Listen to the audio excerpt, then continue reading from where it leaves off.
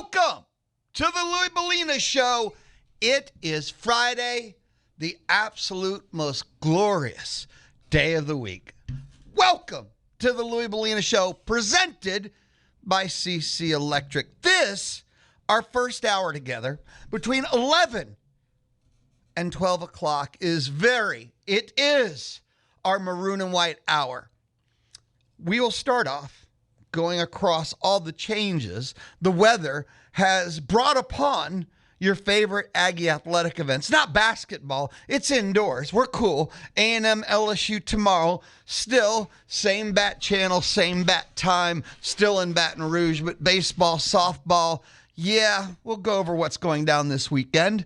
At 11:20, we have a listen-in. A&M baseball head coach Michael Earley will preview the Oakland series, which has been changed to 2 games today at 2 and 6 o'clock. Saturday, still at 2 o'clock, and there is no Sunday for Aggie baseball. At 11:35, I got to listen in.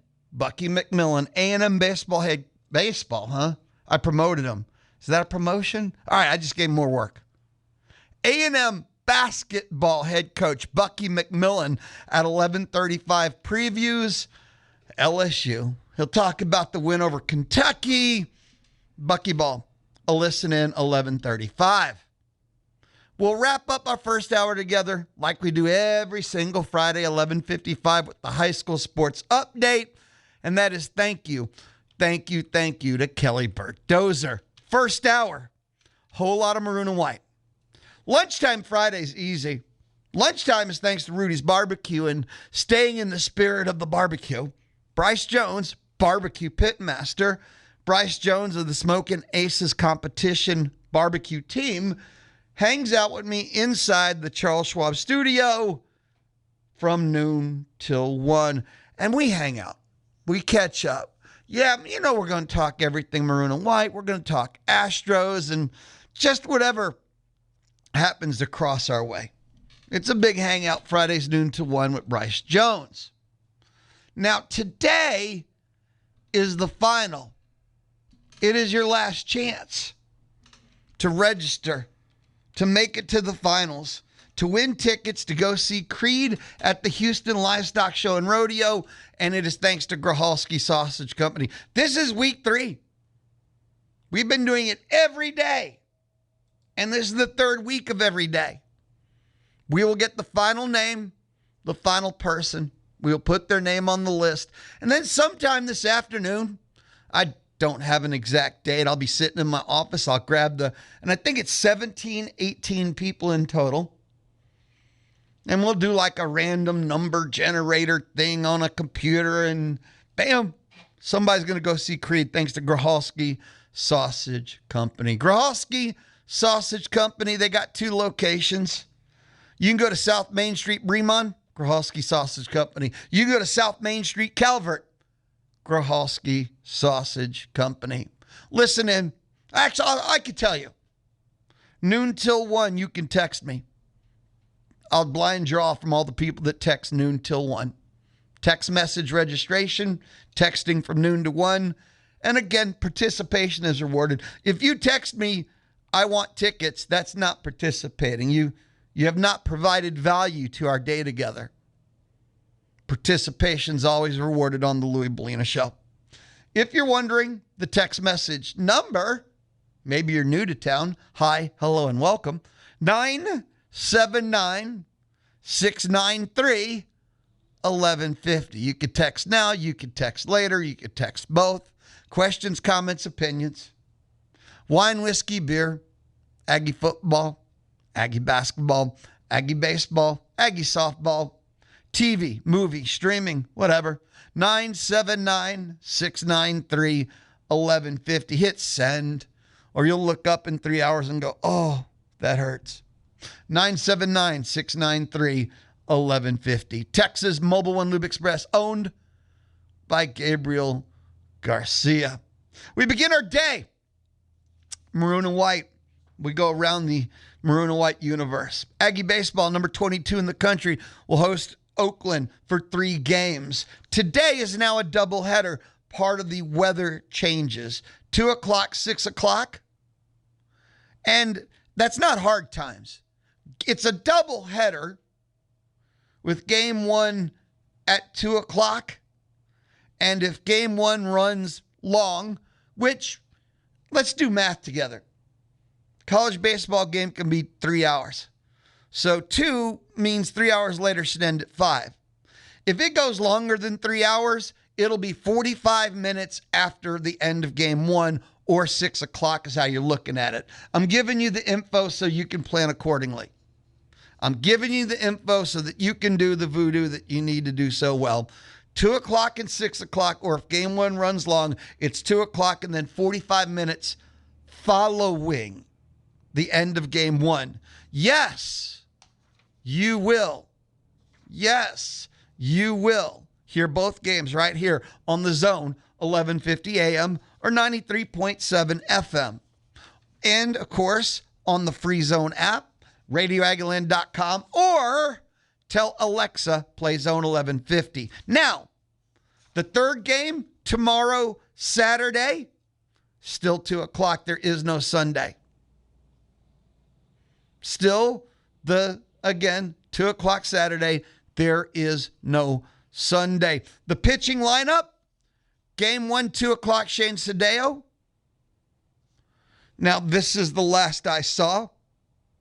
The 6 o'clock, the second game today, will be Weston Moss and Aiden Sims will throw on Saturday.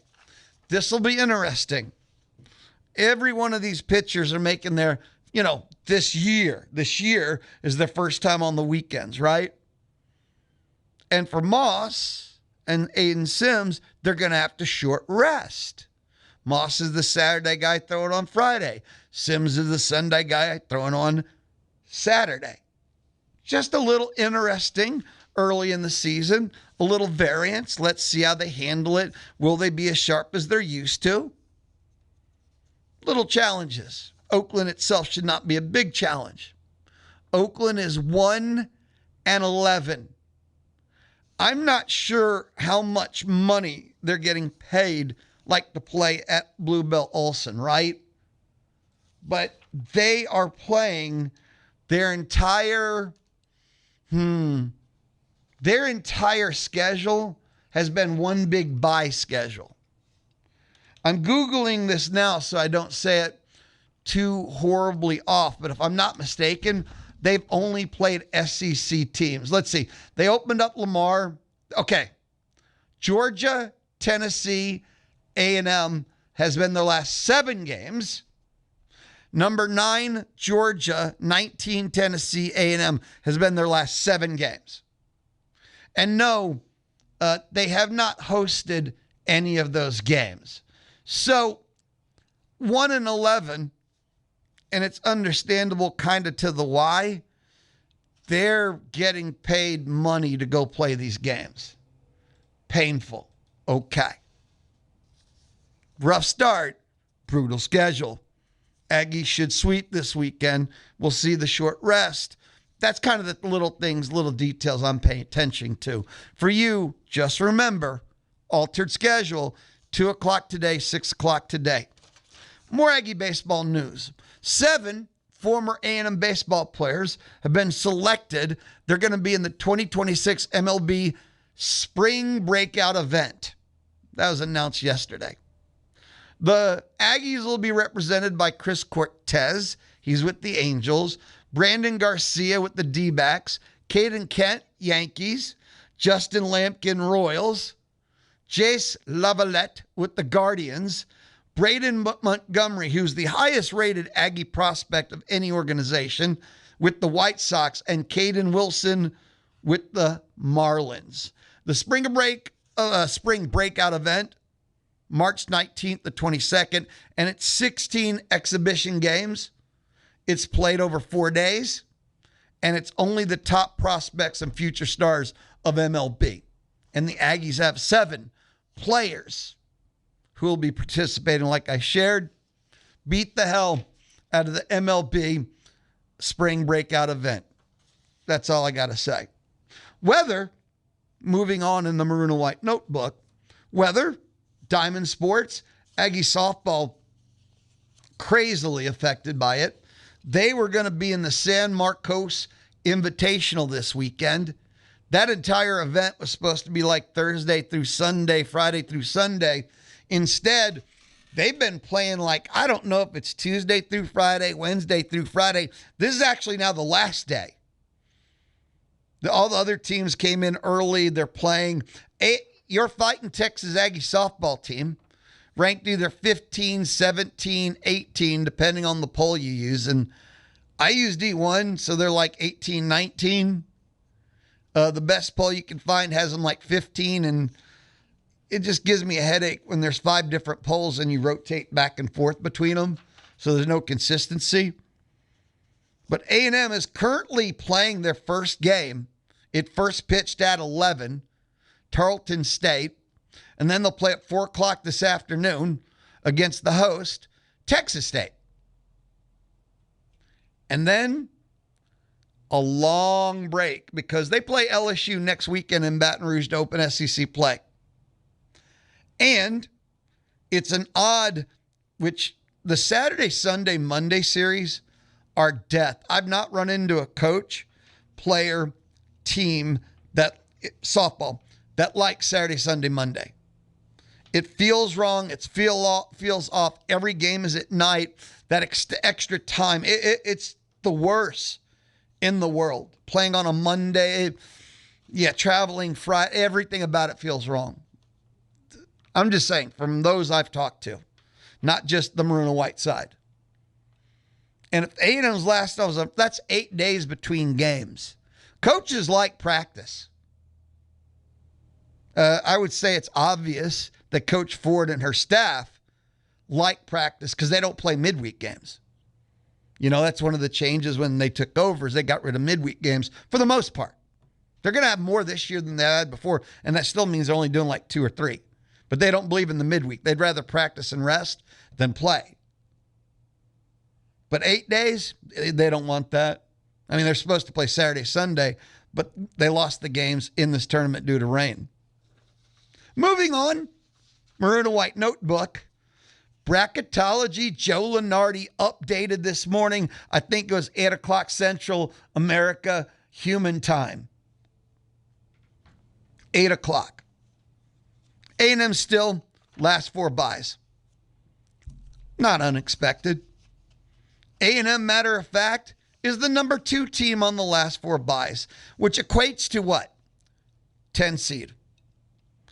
10 seed on the last 4 byes. According to Lunardi, A&M would be heading down to Tampa, taking on number 7 Villanova. Their reward, if they were to pull the quote-unquote upset, 10 beating 7, would be number 2 Florida in the second round.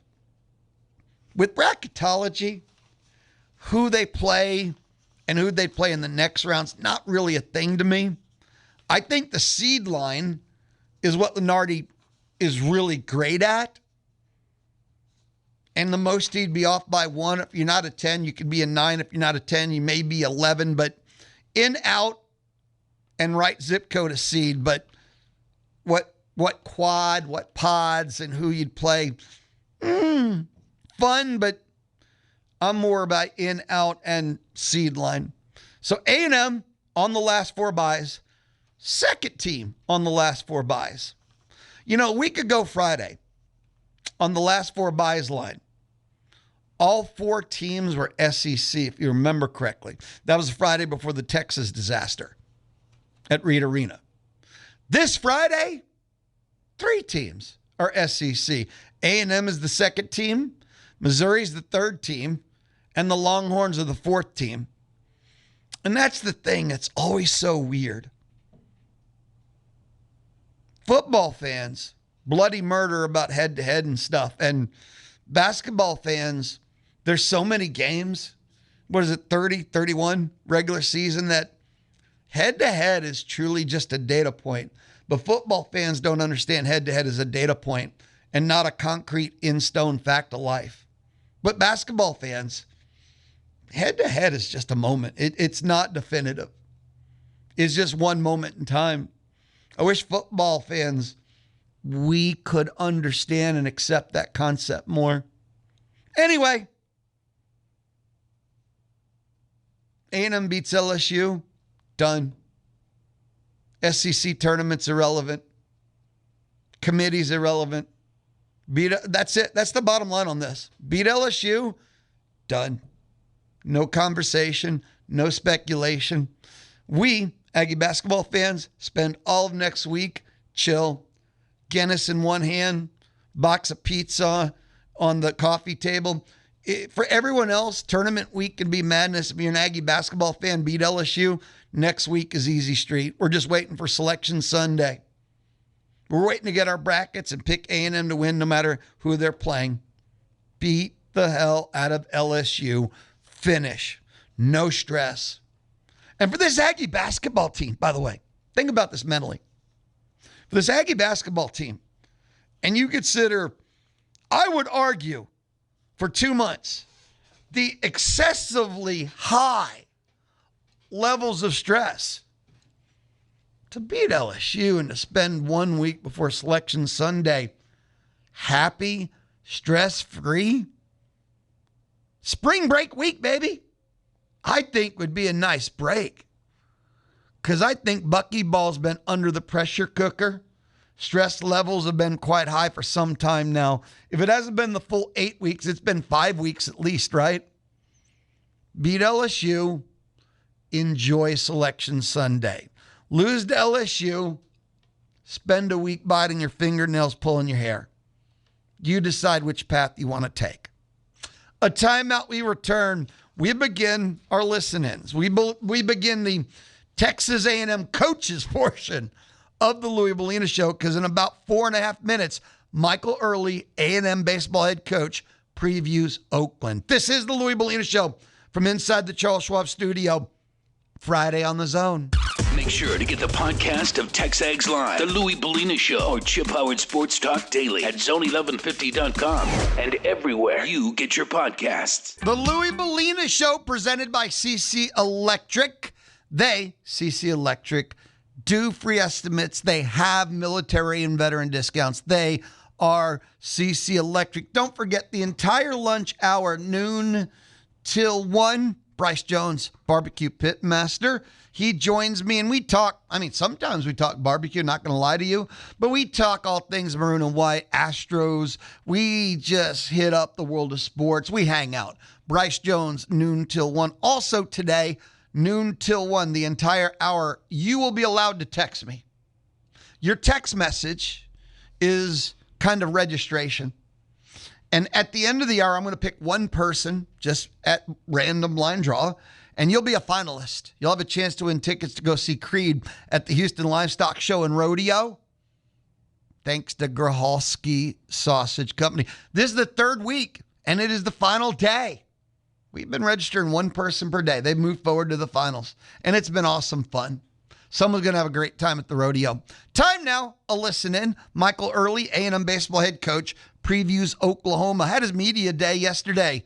We listen in together Friday on the Louie Bellina Show. What's the outlook for this weekend? What are you hoping to see, especially coming off of a challenging one this past weekend? Is your outlook like weather question or baseball? Baseball question. Okay, good. Well, actually both. The weather I've not quite figured out yet, but working on it.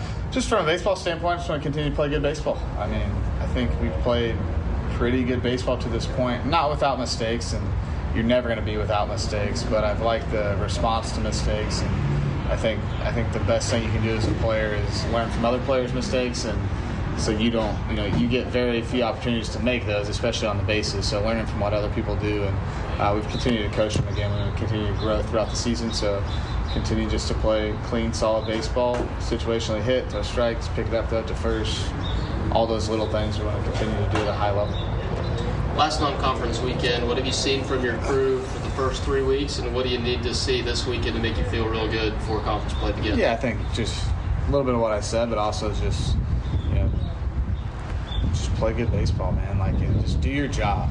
Do your job. Baseball is such a individual sport in moments based around a team game, and if you can always keep the team in mind, your individual performance will always be better, and it's really hard to do. But I'm not saying we haven't done that. I feel like we've done that at a high level, and just keep it up, right? I mean, the best thing you can do as a pitcher is throw strikes, and the best thing you can do as a hitter is get on base. And that doesn't always equal great stats for you, but I do believe that when all the team goals are met, all the individual goals get met. And again, it's not any insinuation that that's an issue. It's just that's what we've been doing, and you gotta keep it up, especially as it gets harder and the season gets harder.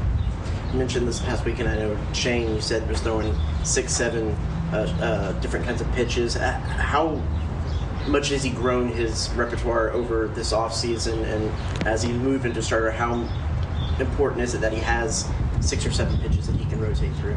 It's important that he can execute, 3 to 4 per game, right? Like asking him to execute 6 or 7 throughout the course of the game, that's major league stuff. But the ability to go to one when the other one's not there. Pitching, much like hitting, you can really have your slider one day, or you feel great on the opposite field swing one day, and then the next day it just doesn't. It's hard to explain, but that's just kind of how this game is. And being able to go to stuff when other stuff's not working, like we're not asking Shane to execute that many pitches, but Shane's one of those guys that has a high level of aptitude, and he can tweak with stuff in a bullpen and add something maybe to a certain guy. Maybe a guy's got a really good hitter, and you need to try to throw something different at him in a situation. Maybe it's like a 3-2 count or 2-2, and you just can't get him out. You can go to something that you haven't thrown a ton, and it's not one of those things where you're going to see him out here, us trying to call, or JK trying to call 7 different pitches, but execute those 4 main ones, and then he has a couple other ones he could sprinkle in as needed when appropriate. What gives you confidence that Weston Moss can find the form that he had in the preseason beginning this weekend? I think I have a lot of confidence just how he's pitched in his career here, how he pitched in the fall. I remember those fall games, like he was electric stuff, and even in the preseason leading up. So Weston and Wesley really confused me at times, but I'll just say Moss has done. He's been really good, and he's just been kind of okay in the games and not great in the last game, but I have a ton of confidence in Mr. Moss, and I think he's a really good pitcher. He's going to be huge for us this year. For the most part, you've had really good quality starts from your guys. Have you seen enough out of your bullpen as you kind of enter the last non-conference series, or did you have an idea of kind of where you are there? I think so. We haven't been tested a ton. I mean, we have in moments, but not a lot. But guys have done their jobs, starters have done their jobs. So I think we like that core group we have with, Juan, Fresh, Stewie, even Cole Hubert has a role on this team.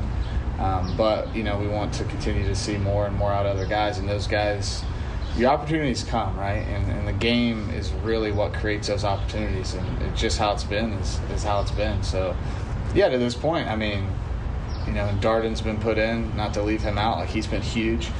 He's been put in some pretty big situations, and he's executed. So those guys have done their job, and to this point, those have been like the main guys out of the pen. But I still think we have some other guys in there that are going to help us. Like I think Hunter Vincent is going to really help us at this point, or we really want him to help us at some point in the season. And they were like Wednesdays for us is like that's a big deal. Like we had guys pitching that haven't pitched a lot. We get a ton of guys at bats that haven't got at bats. Like that's a really, really big evaluation process. And I've seen guys pitch themselves onto travel rosters, onto Omaha rosters, into a weekend, or you got at bat just because how your at bats were on that Wednesday. I mean, your choice is to either treat it like a game or not. And those guys have all done an excellent job of really taking that.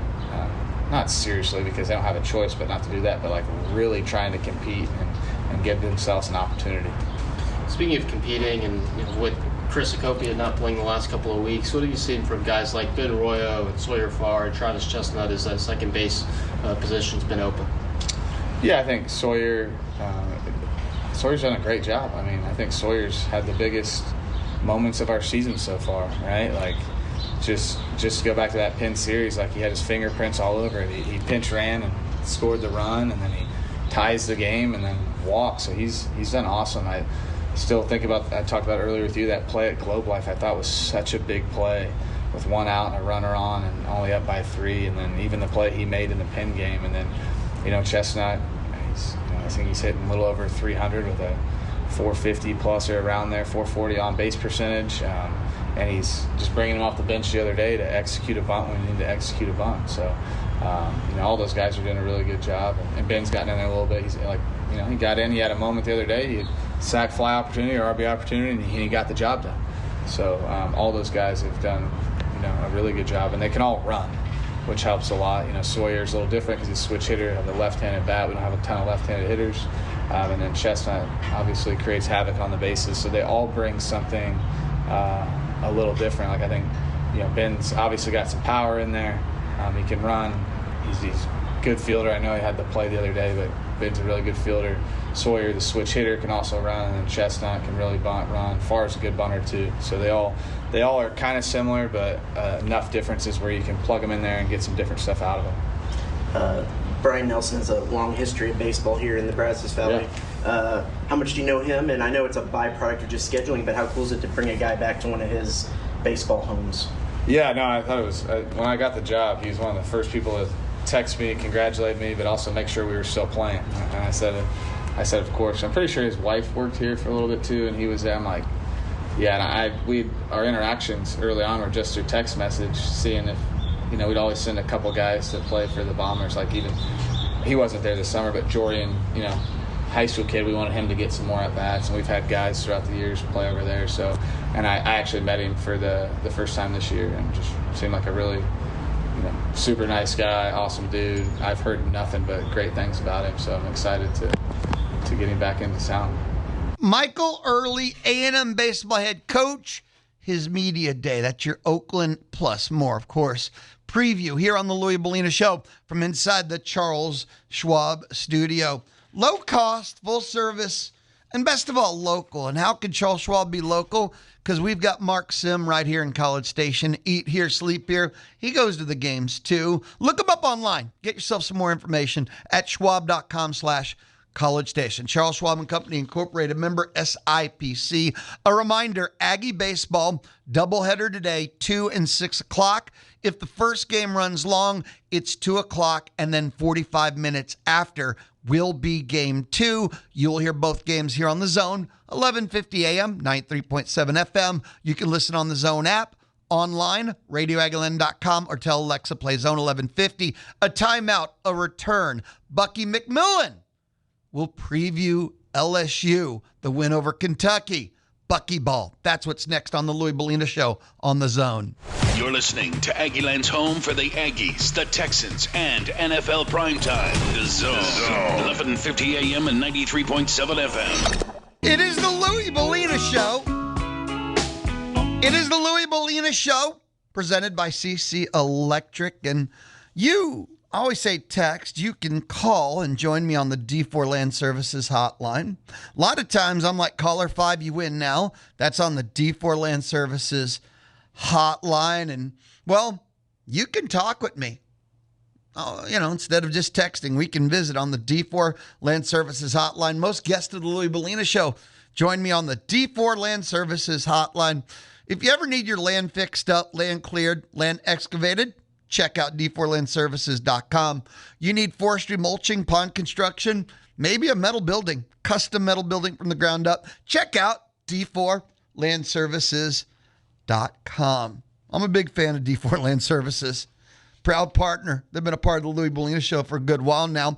It is time for another listen-in.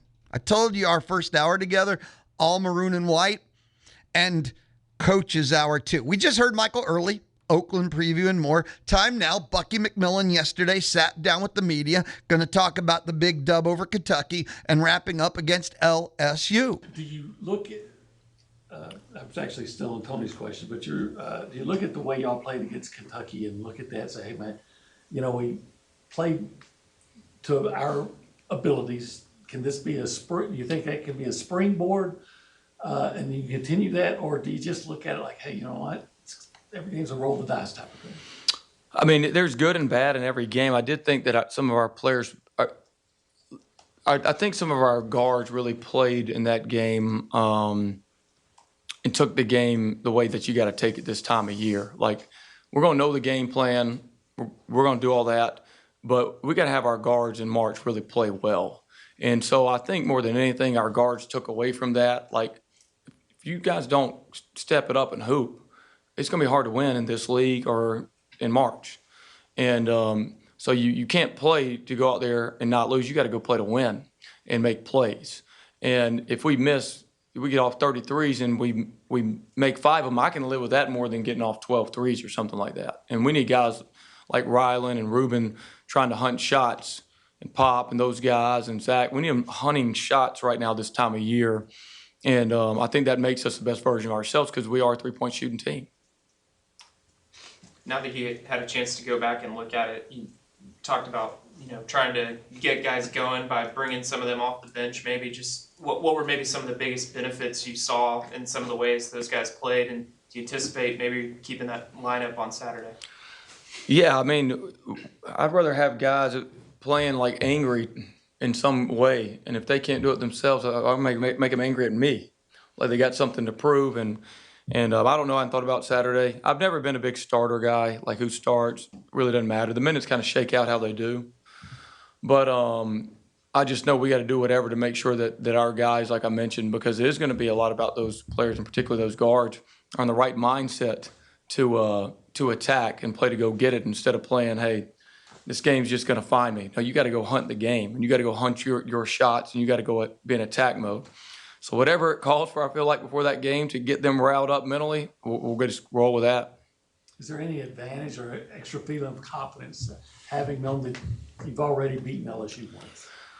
I don't know. I like the game plan becomes, the game plan is easier for me because you know what they do.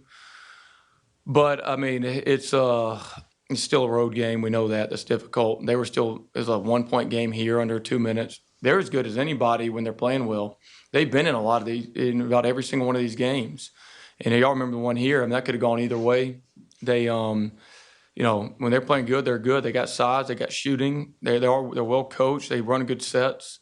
But, road games are road games. I mean, they may have just dropped recently, but they call it a quad 1 game for a reason a lot of times. They're tough to get.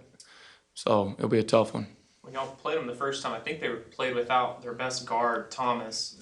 Have you noticed anything different with him in the lineup and just kind of what he brings to the table? I'm trying to remember what number he's still, the point guard's still out, right? He's still out. Yeah. He's still out? Yeah, I didn't know if y'all had me. Came back for a game, but he's been Okay. Yeah. Okay. My apologies. No, you never know. Got me worried. Shoot, got to go get another scouting report. Yeah, I like him, but to answer your question, I like playing them with him out of the lineup. That's for sure. So obviously started SEC play with LSU, closing it out here with LSU. What have you learned about your team from game 1 to this last game so far? In the SEC, you got to be resilient because it's a gauntlet. I mean, we're going in the last deal here trying to earn a top 5 seed, and we got it right in front of us to play well, and you have that opportunity.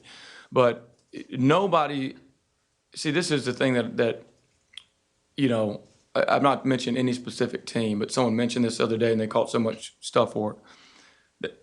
Like, you could take a lot of these good mid-major teams that may have had a good season, but you throw them into the SEC, it's not a 1-game deal that someone can't play well in. It's just Saturday was a freaking war. Oh, and by the way, now Wednesday you got to play these monsters. Oh, by the way, now you got to travel here and play these monsters Saturday. Oh, yeah, I know that you were beat up. You got to get in the training room because guess what's happening here? We got to travel back to here, then we got to travel to here and play these monsters. So you really have to be resilient. It's almost impossible to be on a full battery every night, even if you try to do everything right. And it's just the duration of it. And I've learned that our guys, to put themselves in a position to finish in the top 5 of the league, you got to be pretty dang resilient. You got to be pretty tough, and you got to have depth. Because I think the strength of our team has been we hadn't been married to a certain 5 every night. We just hadn't done that. Whoever's got it going, we're going to rally behind that, and it's put us in a good position. Yeah, to that point, obviously you guys have played in high-intensity games that really mean more, but as, it hits March here, every game cranks up in intensity. Do you feel like your team understands or is ready for, the ever-revolving games and how much they mean and it's winner go home here? Yeah, I do. I think that particularly when you get to tournament time, and particularly when you get outside of the SEC and you're playing teams for the first time, and a lot of times if you can get through the first round of a NCAA game, you're playing teams on 1-day prep. And I also believe that when you get to tournament time, everybody is comfortable trying to run their stuff. That's what they want to do. There's sometimes in the year everybody's just kind of loosey-goosey. But when it comes to tournament time and your life's on the line, everybody wants to run what they do the most of in practice. And we have a team in the way that we play, like we're going to try to get you out of your comfort zone. You just can't run your stuff over and over.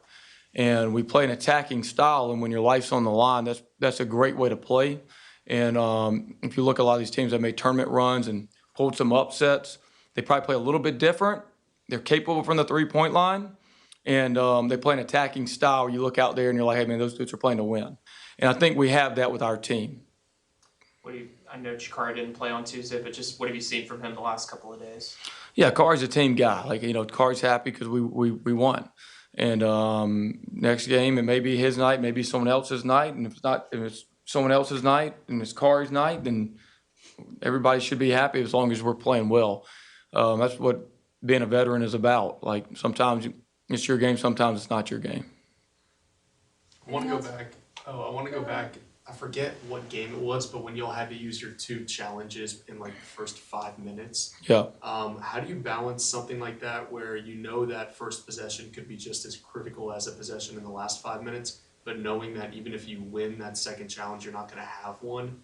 And do you think that's maybe a rule change that'll be discussed sometime in the offseason? Yeah, I don't know what they'll do with the rules. I do think that analytically they say you're supposed to challenge if you're going to win it. Right, that's what they say. You don't worry about saving it because you don't know if it's going to come to fruition right there.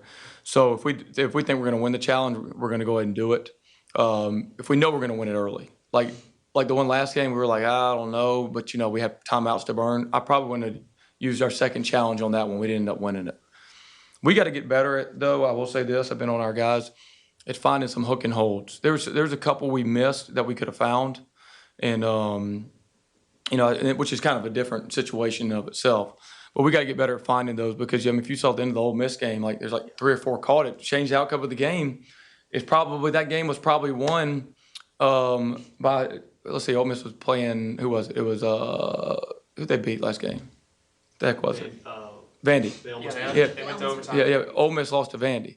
But Vandy probably won that game because some GA behind the bench finds a hook and hold that they're able to get, free throws out of. Send the game to overtime. So it's funny, that's the nature of college basketball right now. But I can promise you that people are going to find it on us. We got to find it on them. That is Bucky, of course, A&M basketball head coach Bucky McMillan. His media day, that was all of yesterday. And Kentucky win, LSU tomorrow, all things Aggie basketball. And Bucky's an easy listen, is he not? Anywhere, anytime he's talking, he is an easy listen. He's a realistic listen. He's been honest about his team, has he not? I asked that, and this is a serious type question. Has he not always been honest about his team? Have you ever heard him, even when they went 2-6, even after they got blown out, which only happened twice this year, truly? Have you ever heard him try and snow you, sell you, don't look over here kind of stuff? I don't remember that. I don't remember feeling like that. I've appreciated the honesty about his team and where they're at and things like that. Don't know about you. Now, before we take a timeout, and we have to, they make us. Eric texted. We go to the Texas Mobile and Louie Express inbox. He said, hi, Louie. Hey, Eric. Thank you for defending Aggie, the basketball team, and Bucky earlier this week. I do have a question. Do you think Bucky may still be in the running for Coach of the Year? Thank you for your thoughts. Drink more dark beer. Cheers, Eric. A, do I think he's in the running for Coach of the Year? If they make the NCAA tournament, and if they win, they could finish 5th, but most likely 6th in the league. If they win, they have 11, right? SEC wins.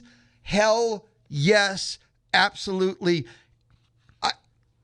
I don't know if all the voters will see it. But if you take a team picked 13th and finish in the top 6 or 5, you are the Coach of the Year. If you take a team that to start SEC play would have been blessed to win 6 total games and win 11, you're the SEC Coach of the Year. And it's that simple. See, that's the problem. It is that simple. It doesn't need conversation points and qualifiers. It is that simple. Bucky's the Coach of the Year. And in order for people, the SEC League office, voters to feel good about it. If they have to make it co. I don't care. So absolutely.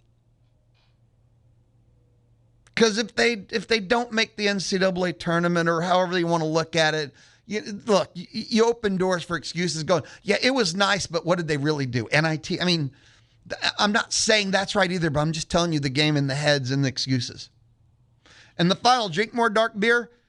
Eric, that's the world I live in. I'm a dark beer person. And a lot of people don't understand what dark beer really is, and they think it's heavy and don't understand what a dark beer is. But you give me a coffee porter, you give me a Guinness, it's the wrong time. No such thing as the wrong time of the year. So just for you, Eric, I will drink more dark beer.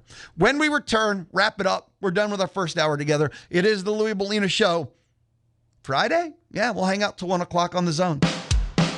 Can't reach your radio? Listen to Aggie Baseball online at RadioAggieland.com.